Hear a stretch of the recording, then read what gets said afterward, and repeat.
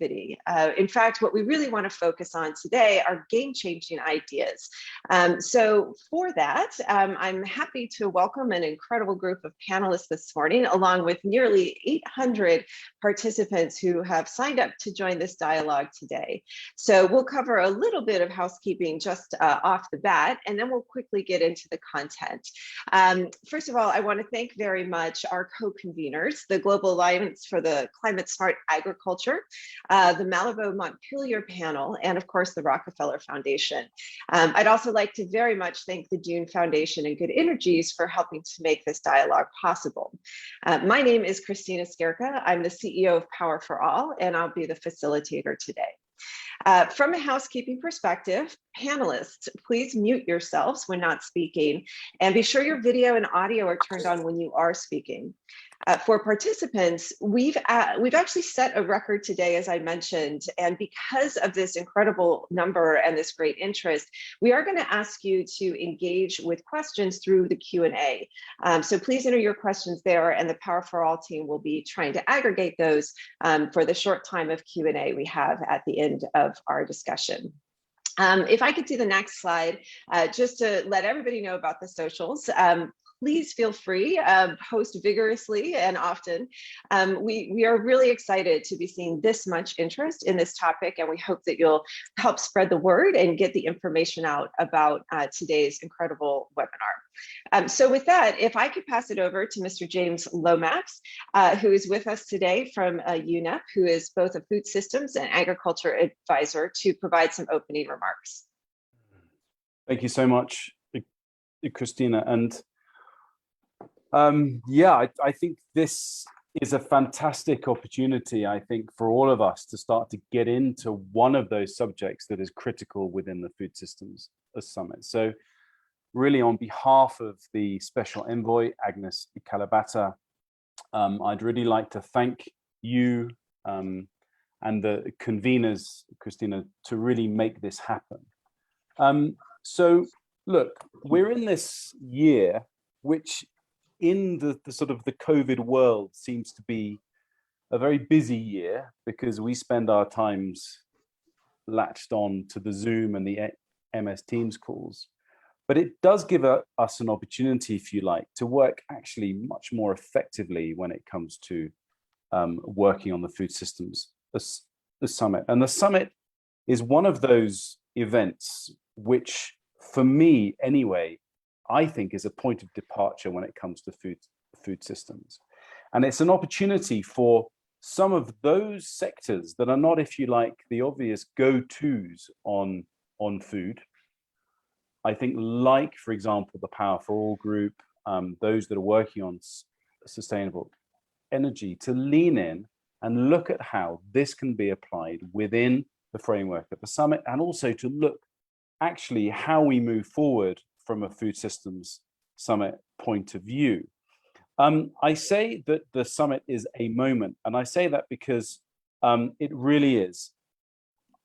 We are going through this process, this very, very sort of, if you like, sort of broad process of harvesting game-changing ideas, making sure that we cover issues from nutrition through to finance, through to innovation, through to governance, through to hunger, to malnutrition, you name it, it's there, productivity, to see if we can bring it together into a way that presents for farmers, stakeholders in general, businesses, countries, etc., to see how we can create a menu of services that can be applied when it comes to new policies, when it comes to activities on the ground. So this is a real opportunity. And I think, look, the summit is not working in isolation. The summit is working also, if you like, within the framework of the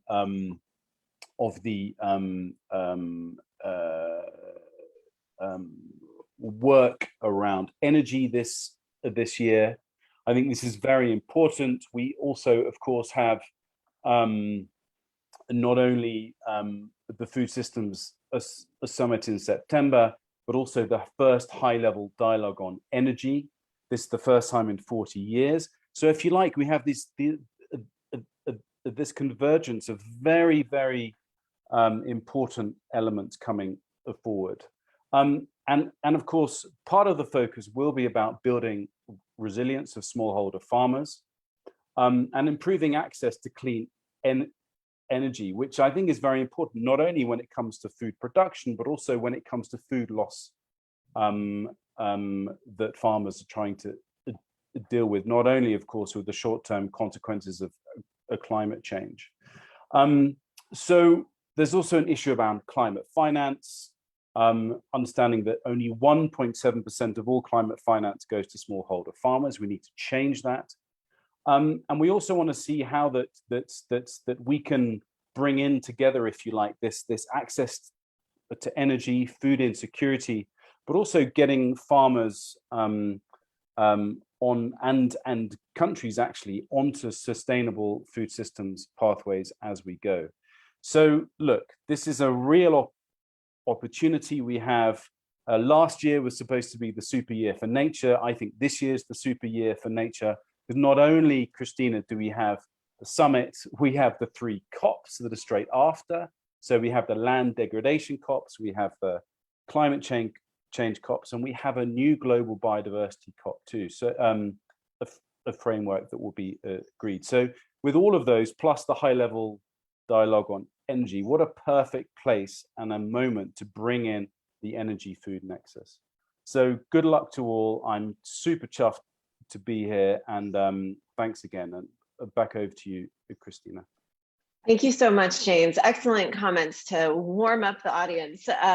So before we really get into the dialogue, I do just want to take a moment and recognize that many communities are still struggling with the pandemic. And obviously our thoughts are with our colleagues, our friends and family who might be struggling. But that said, as James just explained, this topic is highly relevant, and especially when climate change is really going to be the next major, if not already is, the next major global disruption. Addressing food and energy insecurity is really critical to guaranteeing livelihoods for the most climate vulnerable communities. So with that, let me just set up very briefly while we're here, and then we'll get into the discussion and the dialogue with our panelists. Why do we need a game changer? Why is this moment so critical to build on James's points? Smallholder farmers are really at the center of a climate smart transformation for food and energy, but affordability is a massive barrier. There's an IFC Global Lighting report that talked about the potential of this marketplace, which, if you look at solar irrigation, agro-processing, and cold chains, it really is $11.3 billion. That's an amazing amount of market potential. But because of the inability to pay, the actual market is really just a fraction of that, 734 million. So that's 6% of its potential being realized. So we need game changers that are feasible, that can scale, and are sustainable over time. And that is how we will unlock the potential. So we'll hear a little bit more, if I could see in the next slide, please, a little bit more about the game-changing concept from our friends at the Rockefeller Foundation by the end of this discussion. But I just want to mention here that this Food Systems Game Changers Lab that's been set up between the Rockefeller Foundation, Food for Thought, IDEO, EAT, and other collaborators is a great support for not only this discussion, but for the overall UN Food Systems Summit. So there's a global open call, which we'll hear more about from our friends at the Rockefeller Foundation at the end of this discussion. But keep in mind, the deadline date is May 14th, and they're looking for passion, they're looking for grit, they're looking for good game-changing ideas that will really help transform the food energy nexus. Just two more bit of adverts on the next slide. We just wanted to mention that coming up in June, we are going to be working on a call to action. And that's going to be on June 27th to really call attention between the importance of SDG 2, 7, and 6 for all of those SDG fanatics out there, and really try to put forth a concise set of actions for both the high-level energy dialogue going on at the UN as well as the COP. Briefly, in the next slide, I just want to give a little plug to the Power for All podcast. Today, we actually have started and launched a special series on the energy systems combined with agricultural systems. Be great content for those who would like to know more. So please tune it in, sorry. You can find it wherever you find your podcasts. And then lastly, just to really kind of get our discussion going on the next slide, I really wanted to talk about the key filters that we're looking for today. Our real objective of the dialogue is to identify some game-changing ideas that will really help put the world's 500 million smallholder farmers at the center of really trying to accelerate their ability to feed our coming 10 billion population. And so what we're looking for today, and there'll be some opportunities both in the Q&A and some feedback later, to get into what really fits into these filters. So those filters and the way that we want to assess what is a good game changer is that there's ability to impact at scale. It's something that's actionable, it's something that's sustainable, and it's something that's integrated. And by that, what we mean is really holistic. We have to remember there's a whole ecosystem here involved in transforming the food access system. And it's not just irrigation that's going to solve the problem. So briefly, let me just hit on our agenda. We're well into our opening remarks. We're going to quickly get into discussion and focus on 3 basic areas. And really get into the tech and business models, financial innovations, and some game-changing ideas also around policy and data. Briefly, Ashna, if we could just pull up the slide just so people know who the speakers are so they get that connection between name and face. This is just a brief look at this incredible group we have today. And now I think it's time to just really get into our discussion. So with that, I'd like to start off by introducing a farmer from India who's joined us today to really talk about his experience, Prince Kamboj. So Prince, if I could turn it over to you for some opening remarks, and then we'll get into some further dialogue.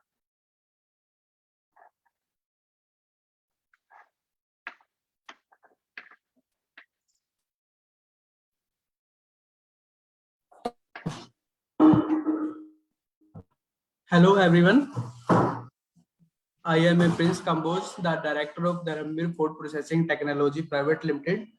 Basically, I am a farmer and my father Kisan Dharamveer is a grassroots innovator in the field of farming and has been awarded twice by the Prime Minister of India. My family has been farming for generations in Damna village in Haryana. In Haryana, my father wanted to move away from that traditional farming. He started growing medicinal plants like aloe vera, tulsi, amla, and kalme, etc. But there was the problem.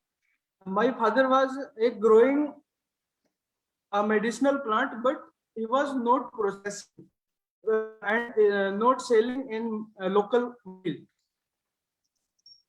Okay, and after there was no way to process the yield into useful product. He needed a machine. I was in the 9th grade at the time. My father told me to bring some of my school supplies, and we designed the first prototype of machine. We took this design to local steel manufacturer in our village, who helped us build the first multi-purpose food processing machine. The machine can process herbs, flower, vegetables, and fruits, and spices, and mango juice, chutney, jam, herbs, extract, essential oil, aromatic oil, cosmetic products like skin gel, shampoo, hand sanitizer, hand wash. This machine is very good option for income and employment generation opportunities for self-help groups, rural and tribal peoples. Processing the fruit and selling value-added products. Our machine gained traction when we presented in the different trade fairs. In 2012, my father opened a machine manufacture unit at our farm, and we have delivered more than 1100 plus machine nationally and many African countries like Kenya, Nairobi, Uganda, Ethiopia, and one machine I was in any Delhi exhibition. One machine that time is Robert Mugabe, president of Zimbabwe. One machine he was carrying in Delhi to Zimbabwe one time. This machine operate for a DC motor, use solar to power to DC battery, and all the farmer take of solar run their technology. I have also provide local and internationally farmer and self-help group this machine use, and I have provided the training of how to make product. Yes. Thank you. Thank you, Prince. Those are wonderful comments, and it's so great to hear about the use of solar in India for farmers. It's been great to have you this morning. This is my machine. Oh, thank you. Thank you for sharing that. That's great. Well, just to build on the idea of what solar can do to help transform agricultural processing, as well as other parts of the value chain, I'd like to now turn to Shilp Verma from the International Water Management Institute. And as I understand it, solar irrigation is obviously something that's probably had the greatest adoption of many of the technologies for the food system. And pumping water for irrigation is responsible for 6 to 8% of annual emissions in India. But just as it's had the greatest traction with programs such as Kusum in India, there's still plenty of room to scale. So I'm wondering if, Shilp, you can tell us what you're working on and other great ideas that have come out of the International Water Management Institute, and something that could really be a game changer. And just before your remarks, if I could remind speakers to please mute when you're not speaking, and to try to keep your remarks to 3 minutes so we can really get into a dialogue. Thank you so much, Shilp.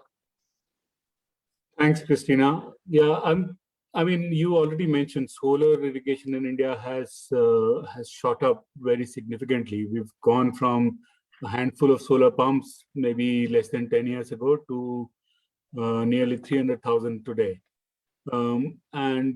Partly this is also because India is the world's largest user of groundwater. India pumps about 250 to 300 cubic kilometers of groundwater every year, using 20 to 25 million wells and tube wells.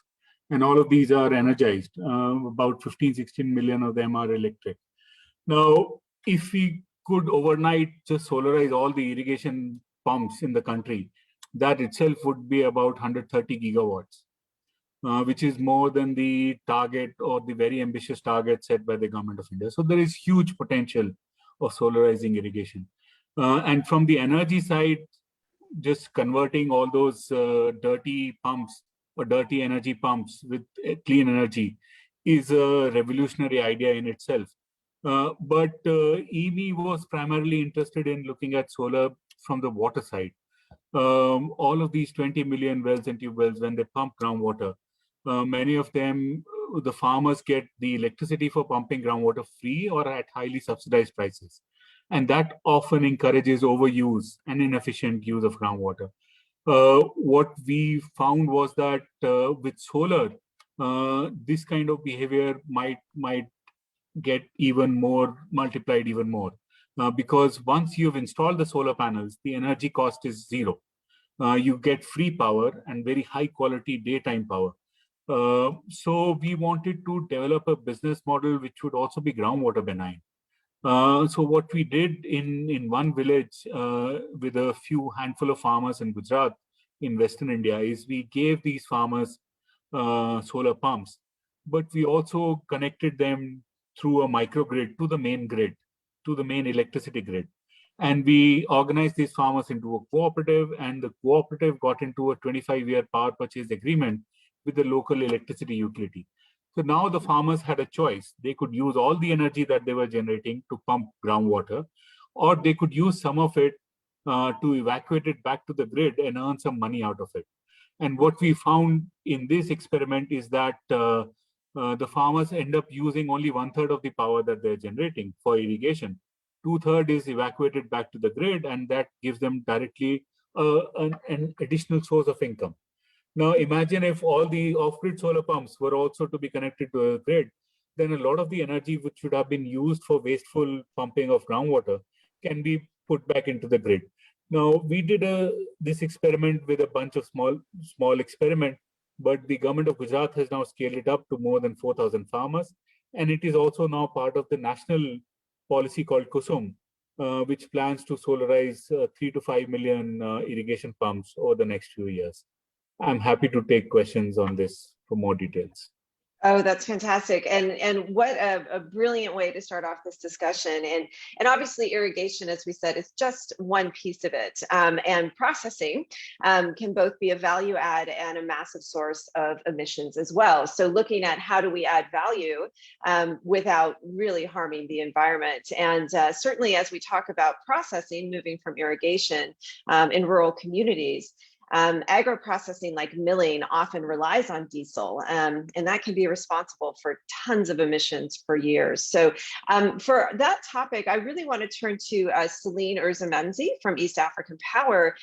Celine, if you could please describe the role of solar milling for farmers in developing countries, some of the countries you work in, and something about the innovations that you're working on, whether they're business model innovations or technology innovations, please. Well, thank you, Christina. Before I talk about the EAP experience with our agro-processing technology, which we call Power Pods, I just wanted to mention that this developed project pilot was developed in partnership with Power for All through the Utility 2.0 project in Uganda, and this whole Utility 2.0 project is a coalition of several partners, including the utility women and the mini grid developers, solar home systems distributors, donors, and academics. So the project was initiated by Powerful and funded by Rockefeller Foundation. And one of the many goals of this project was to accelerate energy access and advance the productive use of energy. And this is where our Empower Pods comes in. It's a technology. It has 2 containers, with one with an electric dryer and second one sheltering the milling equipment. So the objective is, as their name indicates, is to empower the local community by stimulating the economic activity, the electric demand, and provide value-added agro-processing services that aims to enhance the livelihoods of the farmers in the area. So you may ask yourselves how just a milling business can do all this. Well, remember that I mentioned that mini grid developers, one of the partners on the utility project. So our machines will use the electricity from this solar mini grid. And EAP, as an energy developer company, realized that the new mini grids projects viability and sustainability is still a big challenge. So, and this is due to the low demand of the energy in rural areas. And considering this fact, we propose this technology of Empower Pods to be the productive use of the energy produced from the mini grid. And now we can say that we consume 30% of the maximum energy from the solar mini grid. So this makes our technology a reliable, permanent consumer of the energy, and it allows the mini grid developer to balance the financials and propose affordable tariffs for the community. Another thing that I have to mention is we decided to include in our business model is a partnership with a local miller. This is to enable knowledge transfer and community engagement.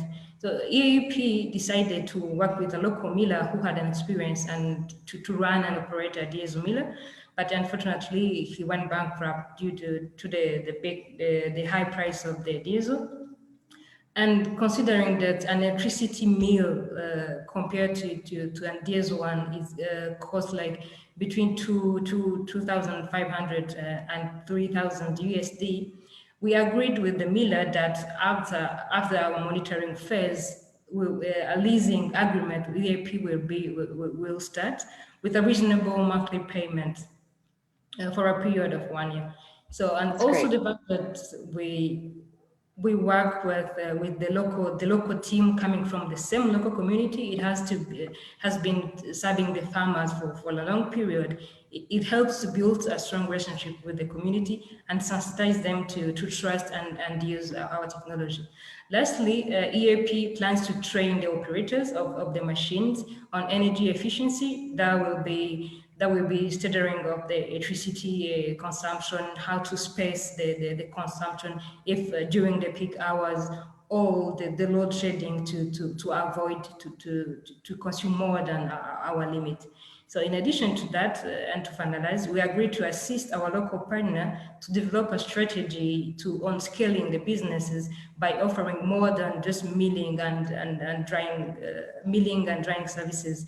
The idea is the miller to buy directly the maize from the farmers, and then of course with an interesting price to help them increase their income, and then he will sell the produced flour to the big consumers like schools, as we trust that the flour coming from ports will be of a high quality.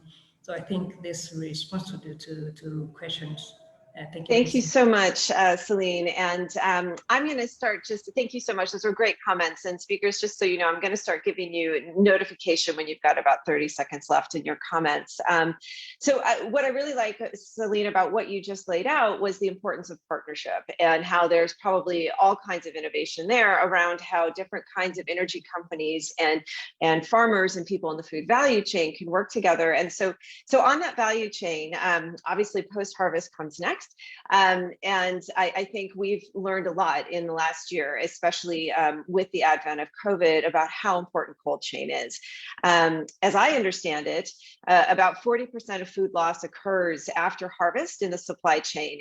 And this translates to something like $310 billion of food waste annually. And that's largely because of the problems with refrigeration. So Toby, I'm going to turn to you next, if I could, to talk a little bit about what you're seeing or tracking at the Africa Center for Excellence in Sustainable Cooling and Cold Chain, and specifically, what might you be seeing that has the potential to be a game changer? Thank you. So yeah, cold chain, I think the first thing is it's not simply the provision of cold storage. Cold chain is an integrated network of pre-cooling, controlled temperature pack houses, vehicles, distribution hubs, retail points, and they've all got to work together seamlessly to assure the safety, quantity and quality of the food while delivering it from the farm or the harbour to the consumption point across geographies and time.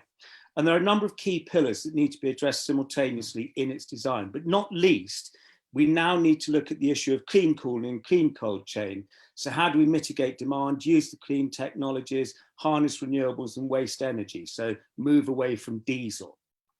The barriers aren't simply technology. For example, in Rwanda, 2/3 of the farmers don't have grid access. So we need distributed generation, but we also need to think about thermal to thermal solutions, not just electricity, thinking thermally. Equally, farmer cash and credit constraints combined with lack of customer-centric business models are a key barrier to take up. Again, in Rwanda, more than 60% of farmers can't afford the cooling technology due to the high initial investment cost, the maintenance cost, the lack of business models. So what we're doing at the new Africa Center of Excellence for Sustainable Cooling and Cold Chain, which is a multi-million-dollar collaboration between the governments of Rwanda and the UK, working with UNEPs, United for Efficiency, and a group of academics, is to look at how we can aggregate and look at this as a system, because the challenge is that given the multiple of subsectors and partners, we're not going to find the transition to energy efficient, sustainable solutions organically. So we've got to bring it together. So what we're doing is we're bringing all together, all the key partners through the chain, through the system, to create the fit for market pathways, combining technology, energy and business model to deliver net zero cold chain and cooling. And then critically, we've got living labs, which we're developing in different countries, Kenya, so on and so forth, where we can cascade out the technical assistance and the knowledge transfer and the business model, and also provide the capacity building for delivery. So from my perspective, the key thing is with cold chain is that we have to move from thinking about siloed pieces like cold storage. We have to understand it's a chain. And equally, we have to understand it's not just about technology, it's about technology, energy resources, and business models. Excellent comments. Thanks so much, Toby. And I really love what you were talking about, to really think about an entire systems change approach. I think that's great fodder for the conversation today. So Rockefeller, if I could ask you to speak on behalf of the World Food Program, obviously, creating impact at scale doesn't just come from addressing one piece of the puzzle, as we've just heard from Toby, but actually taking more of an ecosystem or a community-based approach. And I know that WFP has been running school lunch programs for decades and is currently planning on targeting something like feeding 70 million students a year. And you also have a bit of an innovation there around integrating renewables into the schools themselves. Could you tell us a little bit about that? Thank you so much, Christina. Yeah, so I sit in WFP. We work with food and nutrition, and in particular, our team tries to add the access to energy lens to the programs that WFP runs. So one of these programs, a huge one, is the school feeding. Basically, we bring food to schools. Now, the question is, how can access to energy increase the social capital that this intervention is already bringing? Energy for schools can fill a number of services. One that is very dear to us is cooking, because we deal with food. And energy for cooking, we did improved cook stoves for many years, mixed results, and really modern cooking is what we are looking at now, including electric cooking. For electric cooking, you need lots of energy. And that's what spurred the idea of having a huge installation that is needed for cooking, also looking at other uses. So another huge program of WFP is homegrown school feeding, which means that the food that we procure from producers for the schools, but also for emergencies, for fragile regions, and so forth, comes from international sources. But the aim is to make it come as much as possible from local smallholder farmers.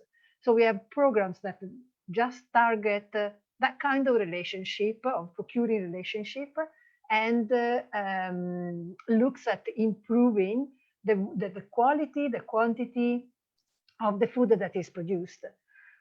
So putting the two things together, we came up with Energizing school feeding, which is about having schools as a little bit energy hubs within the community, whereby the energy is produced for the uses within the school, so the cooking, but also water pumping, refrigeration for vaccines, and so lighting, connectivity, digital learning, of course, but also for productive uses that can be assessed by the surrounding community. So basically, the school becomes the anchor client for the energy provider. 30 seconds. While many other energy services linked to agricultural productivity can be added to the concept, making it also more sustainable. So that I just love that idea. And to me, all of these sound like potential game changers. So I just want to do a quick lightning round, meaning I'm going to ask a question of our 4 panelists who just spoke, and you have one word to tell me what you think the answer is. So all of these innovations sounds great. But my question is, where are we at operation at scale? What do we need to scale these ideas? Shilp, what is the one word of what we need to scale these ideas? Viable financing options. Okay, that's 3 words, but great. Celine, back to you. What do you think?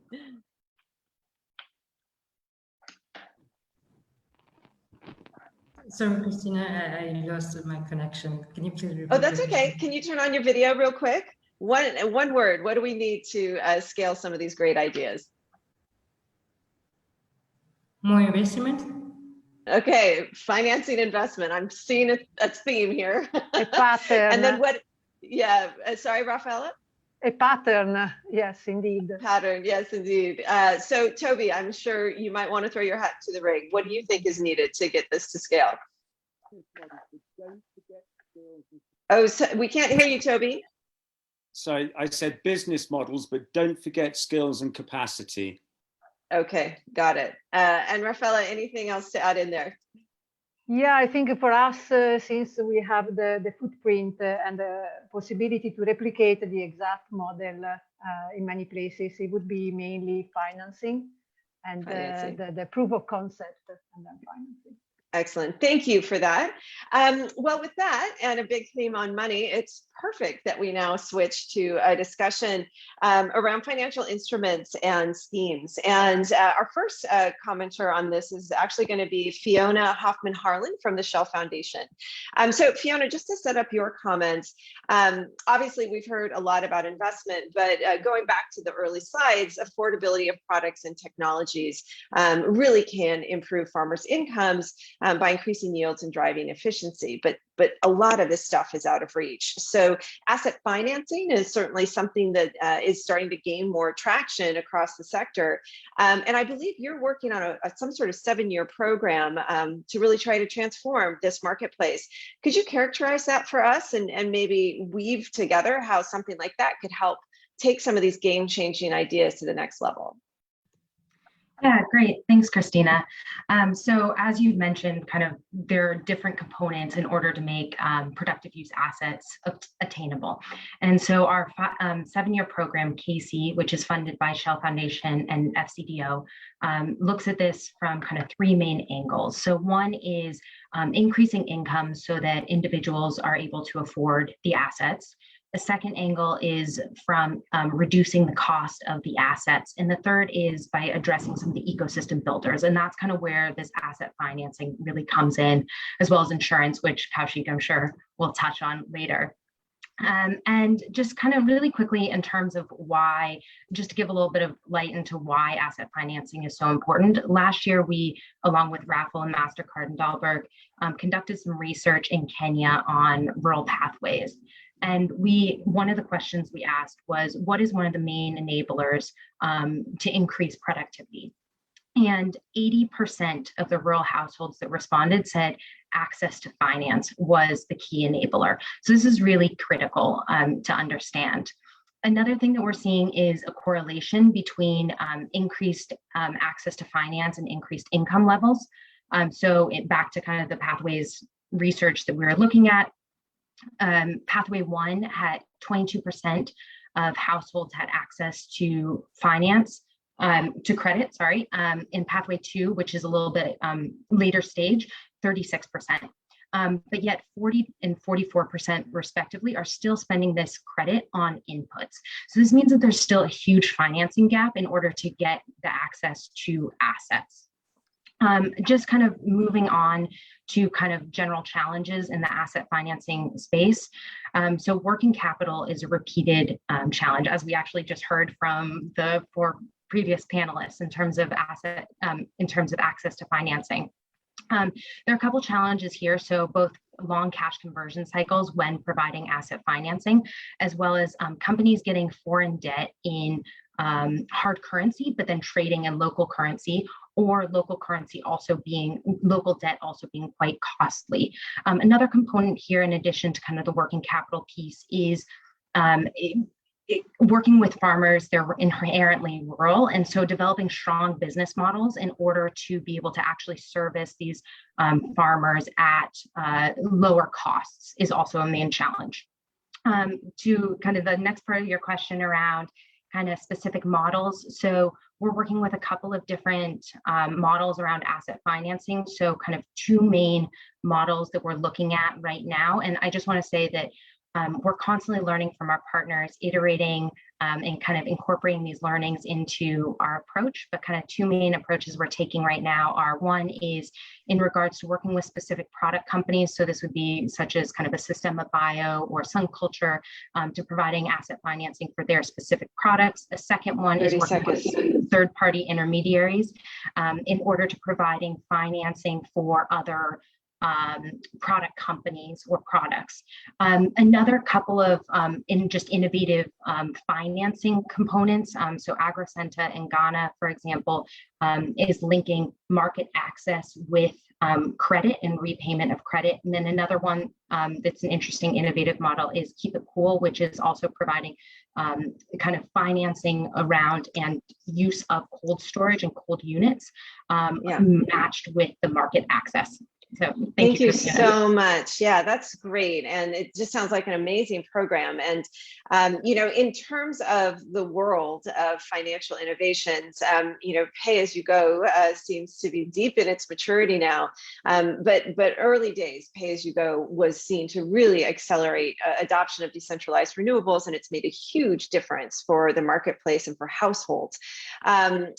But as I understand, there can sometimes be higher rates of default, especially among the group of farmers that some of this work is centering on. So I'm wondering if we might hear from Kaushik Ramakrishnan from Pula, because I know that you ran an insurance pilot to try to mitigate these risks to DRE companies. And obviously a whole theme here is how to get decentralized renewable companies working together with farmers and other parts of the agro-processing chain. So could you tell us in just around 3 minutes a little bit about that? How did the pilot work, and was it successful? And if so, can it scale? Sure, thanks, Christina. So as you mentioned, I work for Pula, which is an agriculture insurance and technology company. And what we do is we work with smallholder farmers who, as many of the panelists have mentioned, are exposed to the risks of climate change and the costs of climate change, but have little ability to mitigate themselves. So what we do as a company is offer what we call, index-based insurance solutions to smallholder farmers, and more specifically, what we call as area yield index insurance. So we insure farmers against their yields falling below a certain level. And if it does, then they get a payout. And we have done this with, we've insured about just under 4.5 million farmers across 13 countries in the last 5 or 6 years that we've been operating.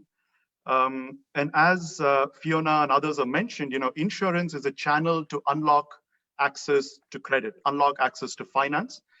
So as a result, we see that the insurance products get bundled in with many other credit schemes, such as schemes that a government may run, or a private sector bank may run, or an input provider or a seed company may run.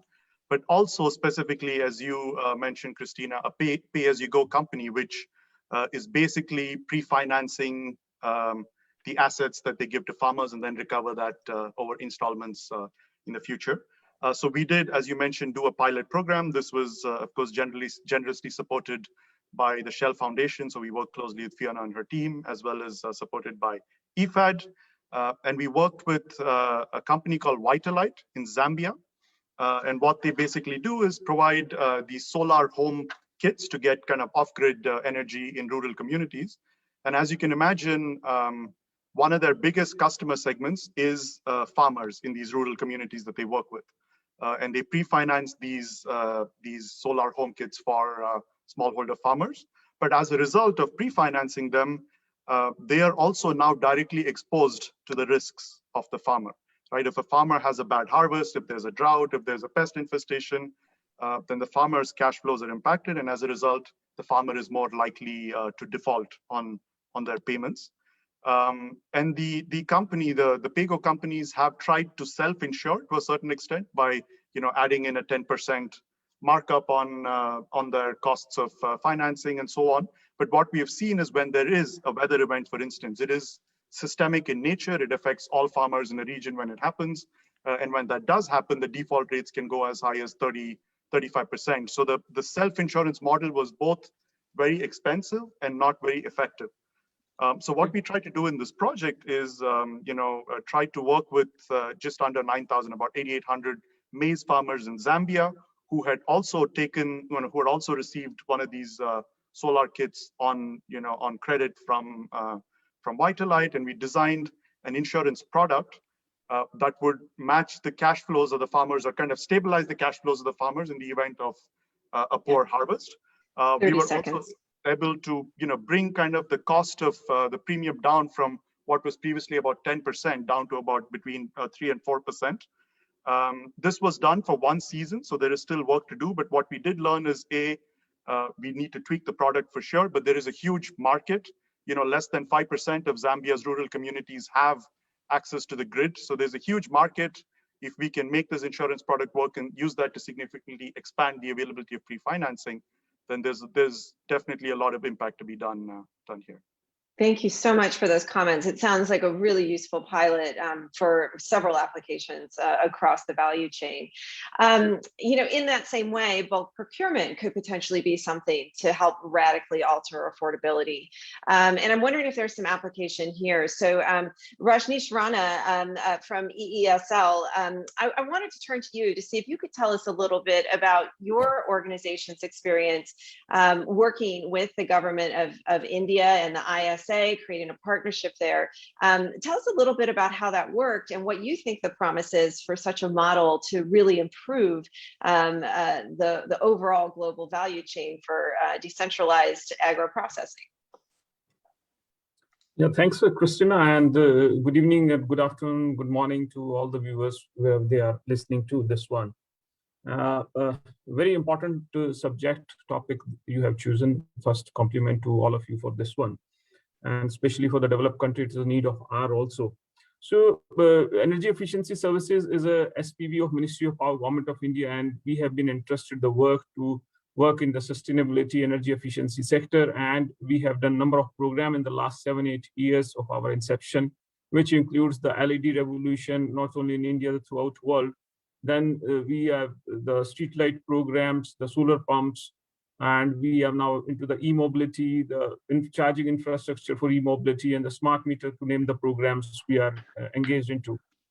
So we are one of the entity which is basically established, where our job was to basically to take a risk and to provide the comfort to the end customer and to the suppliers.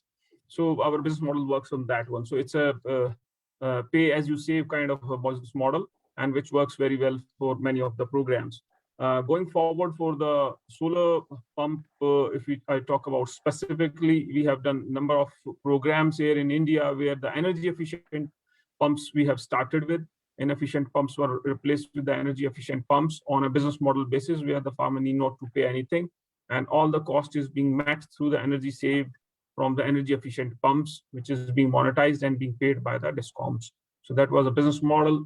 Now coming to the aggregation of demand, which the Christina was talking about, definitely we have evolved with this business model, and we have found that how the cost come down when you aggregate the demand, the kind of service you can provide, the product quality you can provide to the customer. It's really helpful to the manpower or the citizen of the country. For ISA also, as approach us for this one, they have aggregated the demand from 22 countries, which largely from the African nations, some of the Asian countries, and Latin American countries. So we have done the tender for them for around 270,000 solar pumps for 22 countries. And it was a very complex exercise which we undertook. Almost 96 price components we have invited through this tender. You can make out, if those who are a little bit aware about the procurement process, the variation of the size of the pumps, then there is a rating of the pumps, then there is a different categories were there. There is some FOB basis, some on ex-factory price basis, there is some on the installation basis. So 96 components were there, and almost 6,000 price we have entries price we have received from the 5 suppliers. So we have found that yes, in the first tender itself, the prices has come down almost to 30%, which were the prevailing market price in the African market, if I take specifically the African market.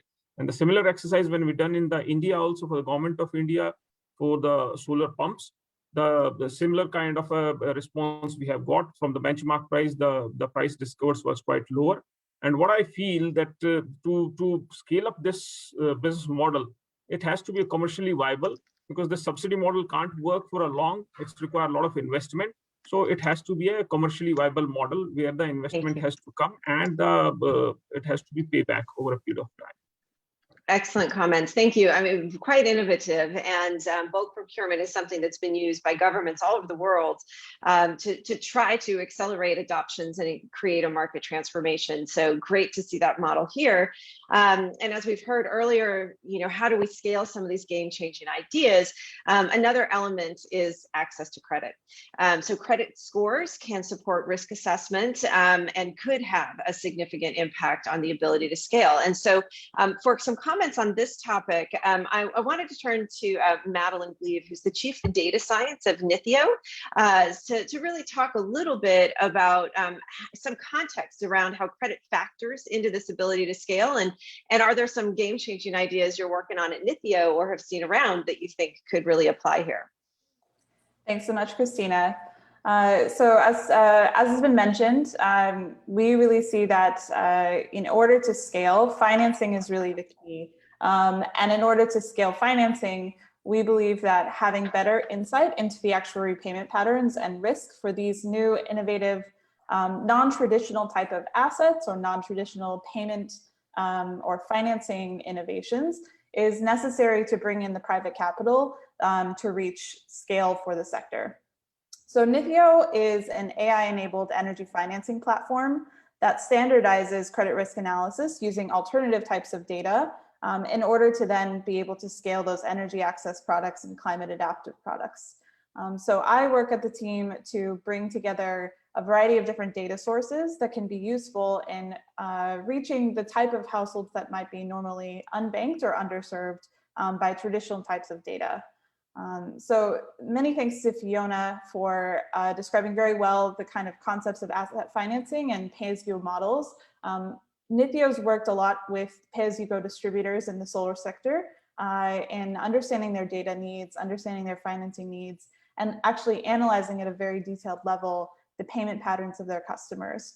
And we see that the pay-as-you-go model has been revolutionary for distributed energy, and it's even more needed for these agricultural appliances that are likely to be much higher cost.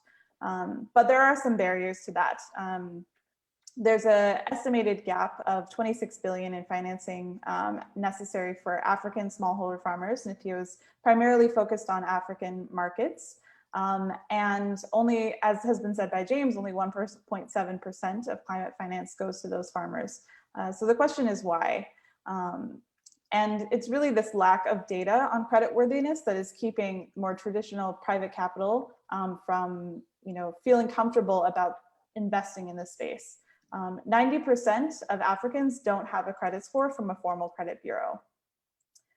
So Nithio has been able to provide this solution with credit scoring and monitoring of portfolios of smallholder farmers or last mile households, and can help de-risk these transactions, helping catalyze that private capital into the market and achieving that impact at scale, as Christina rightly focused.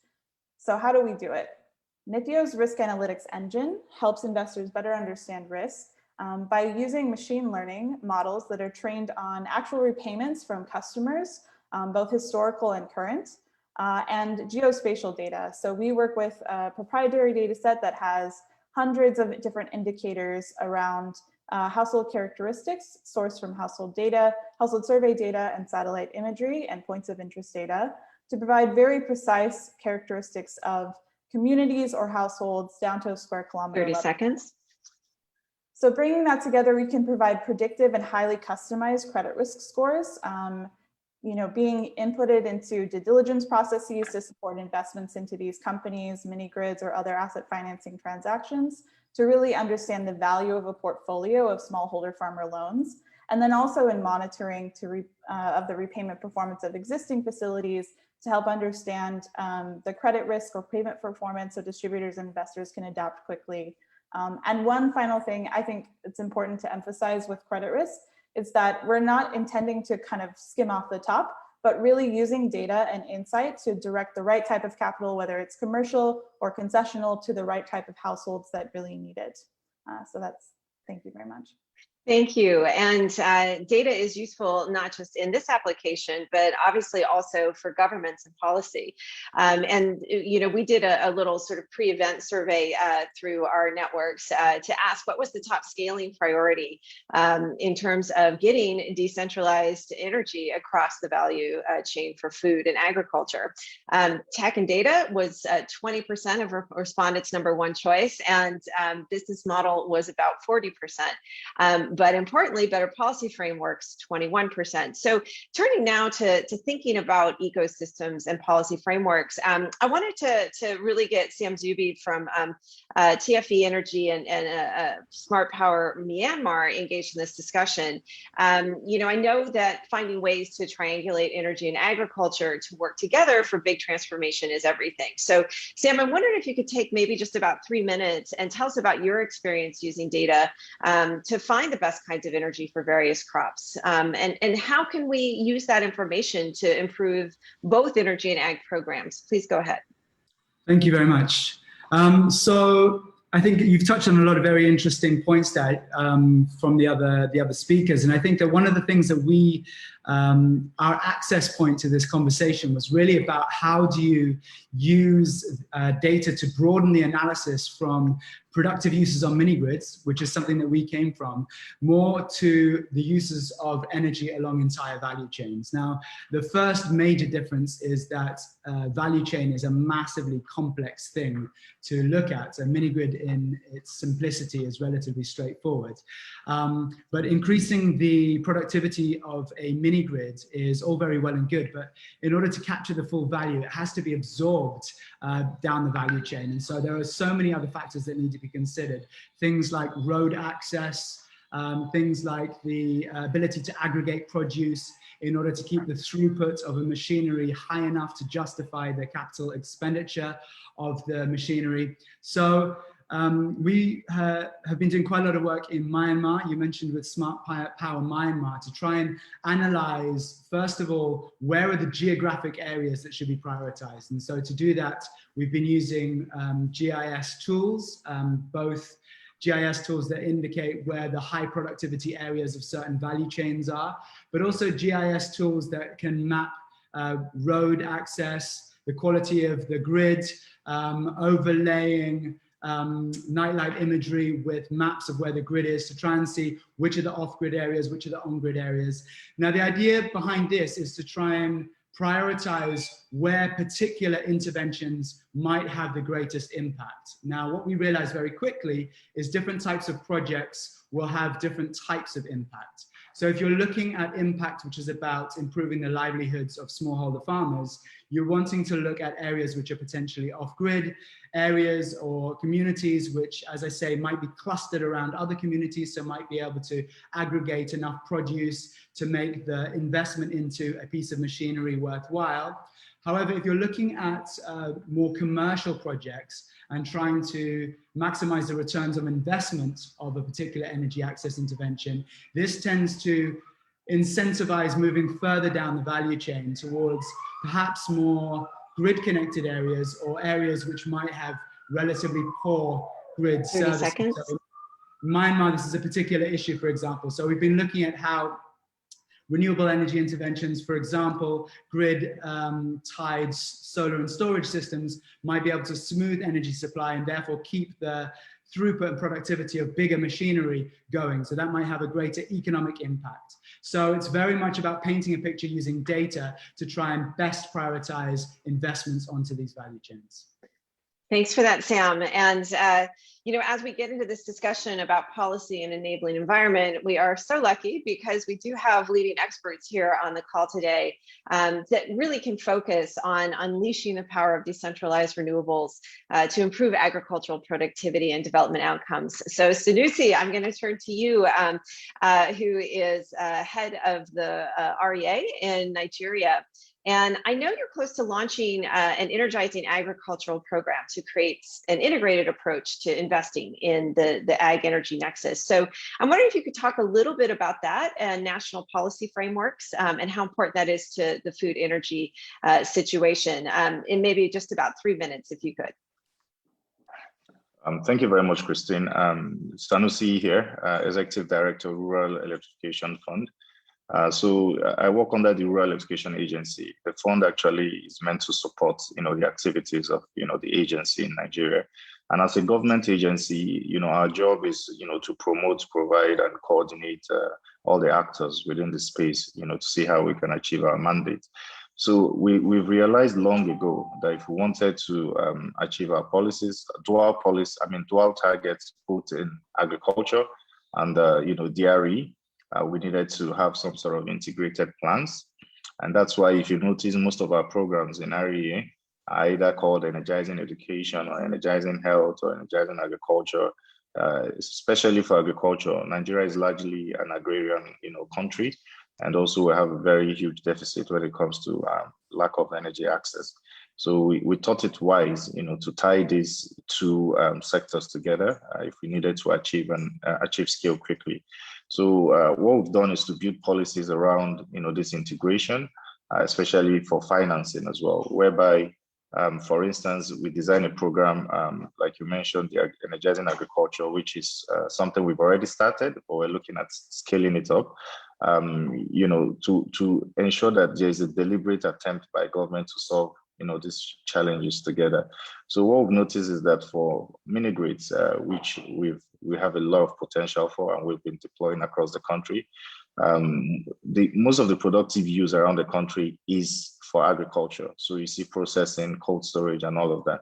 And in some places, you find just natural resources, agricultural resources around with few households. And it made it difficult for them to qualify under our current model because we need to achieve a certain number of households in addition to productive use. And that is why we started to think of designing specific programs for agri-processing, using agriculture as productive use for some of these mini grids. And that's the way we need to go, because the government is not just looking at providing access to electricity, to households, but also stimulating the economy. So using energy as a catalyst, using energy as a catalyst to, promoting and enhancing the economy of rural communities. So for us in Nigeria, the government has long recognized the significance of this, and we've long started, planning this jointly, for the development of our country. Fantastic. Thank you so much for those comments. And all these tools, all these policies, business models, et cetera, are only useful if there's local entrepreneurs who are actually prepared to take advantage of them. And so for this, for our final comments before we get into some Q&A from our many hundreds of people listening in today, Karen Sagel from IFAD, I wanted to turn to you to talk a little bit about this new renewable energy strategy. And I believe it's a $20 million program to foster agripreneurs in Africa. Could you speak to that? Yeah, thank you, Christina. Good afternoon, good morning, everyone. So very briefly, yeah, the renewable energy strategy at IFAD is you can find it on the website, is actually a different strategic document that is developed to help the country teams better integrate renewable energy along the value chains. But what I want to talk here is a little bit about the Agribusiness Hubs, which is, yes, a $20 million initiative with funding from BMZ, the Germans. And the idea is basically, I want to ask you a question. Where do most of the most amazing ideas in rural areas end up? I don't have much time, so I'll answer it. They end up in a graveyard with all the many good ideas that rural entrepreneurs have, because they are dealing with those challenges. So in IFAD, which is a specialized UN agency and an IFI, we are developing these agribusiness hubs similar to the Songhai Center, which basically nurtures ideas right from the beginning. So helping the training of youth into supporting them into fully fledged innovations, whether like the first ones we met, the first speaker said, and really helping these youth entrepreneurs to market their ideas, because we see there is a big gap in after the innovations come in place, there is no really support to help the rural youth market technologies. So this project is starting in Kenya, Rwanda, Nigeria, Mozambique, and Cameroon.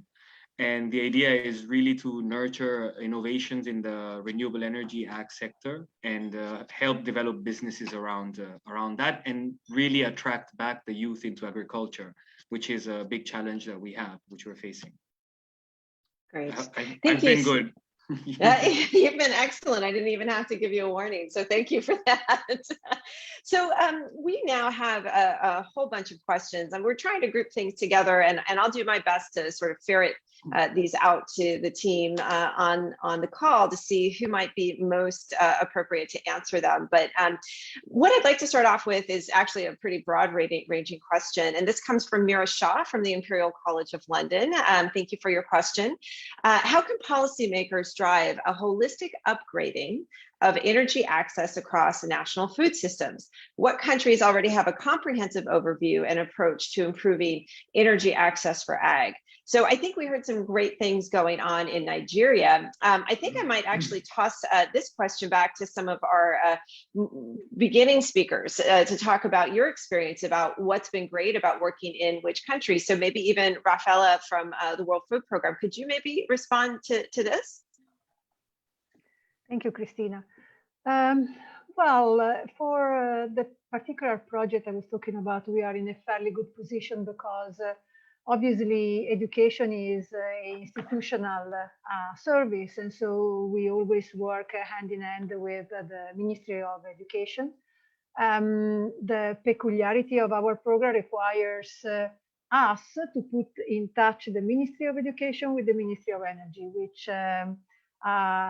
is one of the challenges that we face within organizations and within systems all over the place, so that we tend to work in silos. So that is perhaps one of the things that will make the integrated approach that we are envisaging easier to implement if we could talk across sectors.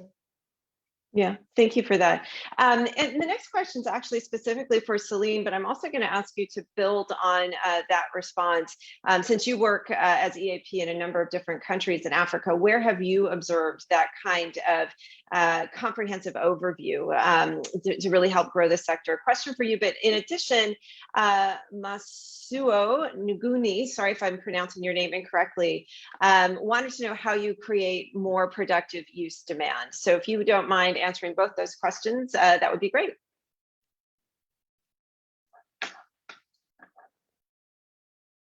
Celine, are you there? Okay, maybe not Celine then. Who else could we throw this question to? I think actually, Sanusi, since you are so engaged in policy and you know so many of your colleagues around the world, I'm wondering, and because so many people probably ask Nigeria about how have you done this and how can we copy your program design, I'm curious what other countries you think are also doing a good job on this front.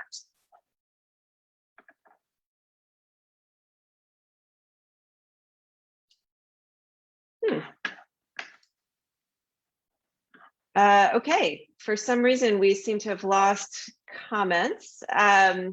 Great, why don't I move on to the next question, since we seem to be having some sort of technical problem. Question for the panel, Agri-PV, solar with crops underneath. What future does the panel think of this? Solar with crops underneath. I don't know, Sam, maybe you have a point of view, or somebody else who's a little bit closer to some innovative ideas?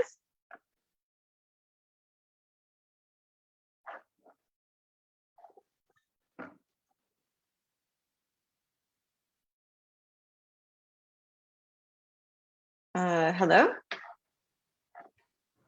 Yeah, if allow me, I can give the answer. Rajneesh, this side. Thank you, Rajneesh. I appreciate it. I'm not quite sure what's going on technologically here, but we're across so many different countries, it could be anything. So please, Rajneesh. So I think it's a good idea, and a lot of work is going on in India also about this one. And but the main thing is, again, if we see is come back is on the costing part, that how viable the solution is there, because if you raise the structure up to a certain height, then it remains, it costs a lot, and the investment is required, and the poor farmer doesn't have that kind of investment. But if somebody can afford that one, naturally it's a very good proposition, because there are, as one of the case study you have presented, you can come up with the crops which are cash crops, you can say, and it can sell like a hot cake. But it's all about the investment. For that, you require a cheap financing and a lot of designing for that part. Thank you. Excellent. I'll also, Sam, thanks, Sam. Energy. Just to add a point to that is that it raises a very interesting question of function stacking. And this we've seen time and time again is always a good thing to be looking at. If you could be stacking multiple functions on the same technology or the same use of space, you're going to be benefiting. So from a value chain perspective, one way of looking at that is to use machinery which can perform multiple tasks. So for example, drying multiple different crops. So putting crops underneath solar panels is an elegant example of function stacking, and it's all about that. Thank you. Great, thank you, Sam. We have a question now specifically for Kaushik. Do any of the organizations that Pula provides portfolio de-risking insurance products, have they been able to reduce their cost of capital with lenders? The further question is, the insurance for smallholder farmers sounds very promising. Does Pula cover production-related issues only, or also protect farmers against demand-side instabilities? Sure, I had answered those on the chat, but I'll mention it again. Thank you. The first question was reducing the overall cost of capital. We definitely see that there is increased access to capital, which comes as a result of transferring the risk away from the farmers, and as a result, de-risking, away from the whole portfolio. We are also seeing evidence of lower cost of capital, but this does take time to realize. Once you've insured your portfolio for 2 or 3 seasons, that's when you realize kind of the long-term benefits of insurance, and then you start to see that there is a possibility to negotiate lower, get capital at lower rates. And that's something we're starting to see evidence of, and that's something we definitely want to dig into, because that's ultimately the big business case for insurance. And the second question was if we cover only production risks, or does it also cover demand side risks? And if I remember correctly, there was also a mention about COVID-19. Exactly. What we cover is the yield of the farmer, and the yield of the farmer is impacted by weather, by pests, and by many issues, but primarily production issues. But what we have seen is, especially during the peak of the lockdowns and so on that happened last year, there was also yield impact as a result of lockdowns and a farmer not being able to plant at the right time or not able to take care of their fields, which had an impact at the end of the season, and that was to a certain extent covered.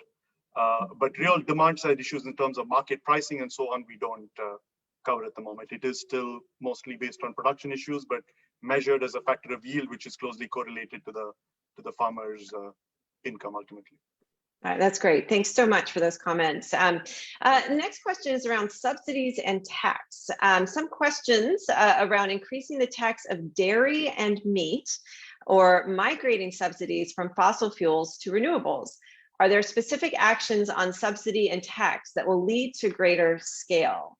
This is sort of a policy question, but I imagine several people on the panel could have a point of view. Who wants to field that? Rafaela? Yeah, go for it.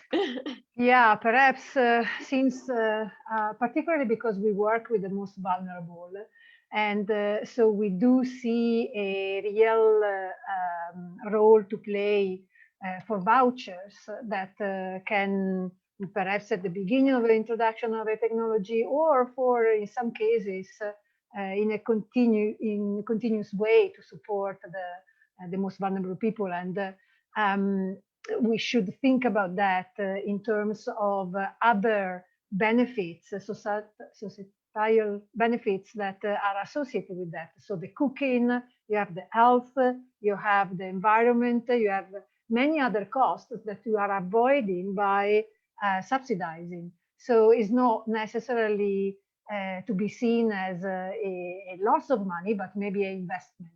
And so we are definitely considering a role for vouchers and subsidies in our program. Thank you for that. Yeah, go ahead, Karen. Yeah, I think part of the question was also on diverting fossil fuel subsidies to renewable energy. I think this is a very, very important question that perhaps we're not lobbying more, because if I recall correctly, in 2010, $410 billion were put into the fossil fuel sector in subsidies, compared to 66 billion in renewable energy. If only half of that amount would be transferred to the renewable energy sector, then we would be able to actually compete on a level playing field. So at the moment, when people say that renewables are still have a high cost, we're not calculating the actual highly subsidized fossil fuel sector. And I think much more work has to be done on this, especially UN agencies that work with high-level ministries and of course companies like we have here, like Shell and the extractive industries. This is they're playing an important role in renewables, but at the same time, I think they should be playing an even more important role in reducing this amount on subsidies in fossil fuels. Thank you. Thank you for your comments. Anyone else want to follow on to that? Hi, Christina, can I add? Yes, please do. Can you turn on your picture or your camera? Yeah, hi. Thank you. I just wanted to distinguish between, I mean, there are subsidies and there are subsidies there. And in EME, we like to distinguish between smart subsidies and not so smart subsidies. There are subsidies which can actually suppress the market. But for example, in the case of solar, we've seen that in India, although there is a lot of subsidies right now, they have been gradually, the government is phasing them out. And as an impact, because the market is able to achieve scale, we are seeing that the unit costs are significantly declining. Almost every day, the cost of solar energy is going down. And I think that is a smart subsidy. That's a good way of doing that. But there are also numerous examples where subsidies actually kill the market and they restrict the total market to the size of the subsidy. So I think that rather than saying there should be more subsidies or there should be less, we need to be a bit more nuanced in our advocacy. Thanks. Thank you. Thank you. The next question, which I think will probably end up kicking over to Karen and then see who else has comments, is what workforce development is needed most? This is a question from Deborah Rose, so thanks for that question. And I'd love some comments on this, both from Karen, who's looking at it from a programmatic perspective, but maybe also for some entrepreneurs who are actually dealing with workforce and developing the right skills on the ground. So please. Oh, you're muted. Thank you. Yeah, thank you. I mean, it depends also on the level of capacities of each country, right? There is not a one size fit all for this as an answer for this. But just as an example, I think in Cambodia, where I was living for 4 years, where we developed a project around renewable energy, it was much more about creating job placement and internships for master's students and university students, because still renewable energy is quite a nascent sector, but you have the capital, you have the machinery, you have the universities that offer agriculture engineering courses, which could be easily linked up with energy. So I think it's very important to work with the new generation of youth, which are not only academic, but also having practical hands-on placements. So I think building that last year student placements into the sector is very important. Contrarily, if we were working in Rwanda, it's much more about bringing back the youth into agriculture. So really having things like, as I mentioned before, like the Songhai Center, which are centers that offer practical hands-on, but with satellite hubs, which are specific to those sectors. So if you're working in the dairy value chain, you're actually going and seeing how they're processing yogurt, milks, etc., through use of renewables, and building their capital, their human capital there. So it's a question that is very difficult to answer with just one answer, but I think it depends on also looking at the labor force. The percentage of labor force in agriculture is a huge starting point, because as countries develop, you see a shrinking labor force in the agriculture sector. So yeah, stop there. Thank you so much. Anybody else want to comment on workforce development? We are nearing the end of time, so we have time for literally one more question. So let me just pull one out of the pile, and then we'll move to some closing remarks from the Rockefeller Foundation and kind of wrap up all these great game-changing ideas. Question is, can we look at battery as a service for access to power for farmers on PAYGO? This is from Anthony Osibajo. I apologize if I'm butchering your name, but thank you for the question. Who would like to respond on this concept of battery as a service? I'll respond. Sam, go for it. Yeah, I think it's a very, very interesting concept. And I think it also touches on the idea of scale. So it depends what kind of scale you're looking at, because arguably a micro utility model whereby an independent power producer is selling kilowatt hours to, for example, a factory, can also be seen as batteries as a service. Obviously, that model depends hugely on regulation.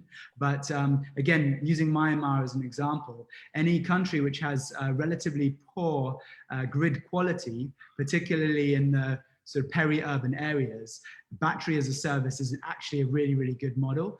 We've seen a similar thing in Nigeria with the undergrid mini-grids, where essentially storage and batteries are used to store grid power when it's available, which obviously brings the cost of that down, and deliver it to customers when it's not available. Now, if your off-taker is an industrial processor or an agricultural processor, where that throughput has a big effect on their business case, that can be a hugely valuable and very commercial investment opportunity, and in that sense doesn't necessarily need any subsidies at all. It stands up on its own. So battery as a service, particularly at the bigger scale, particularly at the grid edge in undergrid scenarios, is an excellent business case.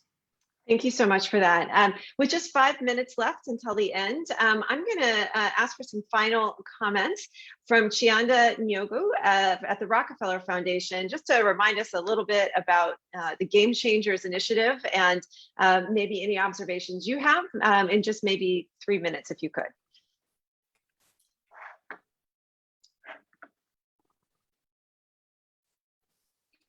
Thanks, Christina.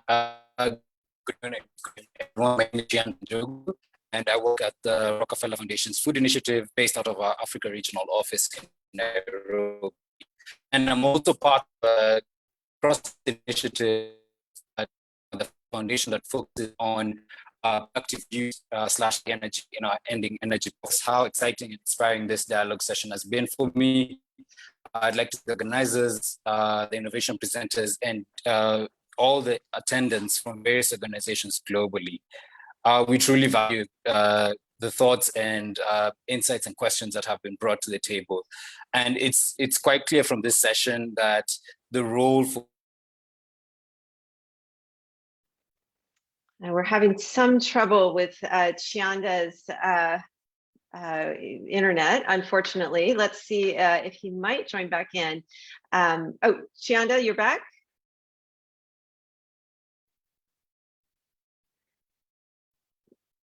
Chianda, unfortunately, we're having some problems with your internet.